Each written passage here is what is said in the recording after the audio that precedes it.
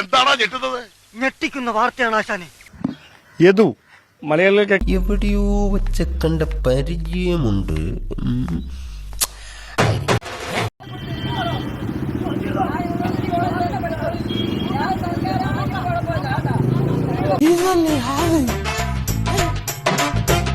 അറിയാം, തിരുവനന്തപുരം മേയറായിരുന്ന ആര്യ രാജേന്ദ്രനെ KSRTC ബസ്സിൽ വെച്ച് അസഭ്യം പറഞ്ഞു എന്നത് അതെന്തിനാടാ പന്നി ഇപ്പൊ പറഞ്ഞതല്ല. അതിന്റെ പേരിൽ വിവാദങ്ങളിൽപ്പെട്ട യദുവാണ്.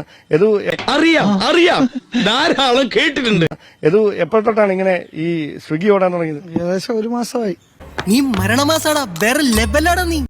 ഇങ്ങനെ ഈ നേരത്തെ ഒരു ബസ്സിൽ തന്നെ അല്ലായിരുന്നോ? ബസ്സില് ഇപ്പൊ കേസ് കിടക്കണുണ്ടാണ്. 21-ാം തീയതി കേസാണ്. അപ്പൊ ബസ്സിൽ പോയി കഴിഞ്ഞാൽ ഇനി ഓരോ തവണയായിട്ട് പ്രശ്നങ്ങൾ ഉണ്ടാവും. അത് നീ എന്താണ് ഉദ്ദേശിക്കുന്നത് വത്സ?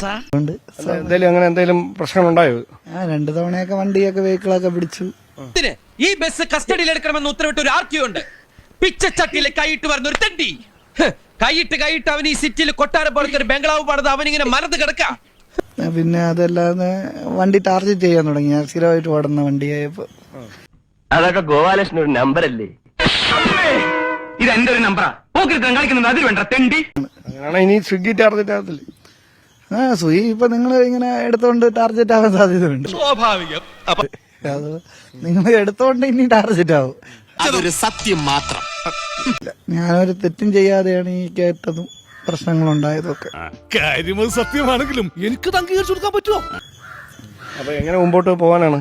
കോടതിയിൽ നിൽക്കുകയല്ലേ കേസ്? ഇത് നല്ല ജോലിയല്ലേ? ഇത് 10,000-2,000 രൂപ നേരെ ഫുൾ ടൈം ഓടിക്കഴിഞ്ഞാൽ ബസ്സിനെ കാട്ടി ശമ്പളം കിട്ടുന്നുണ്ട്. ഏത് ജോലിയായാലും അത് ചെയ്യാനുള്ള മനസ്സ് മതി.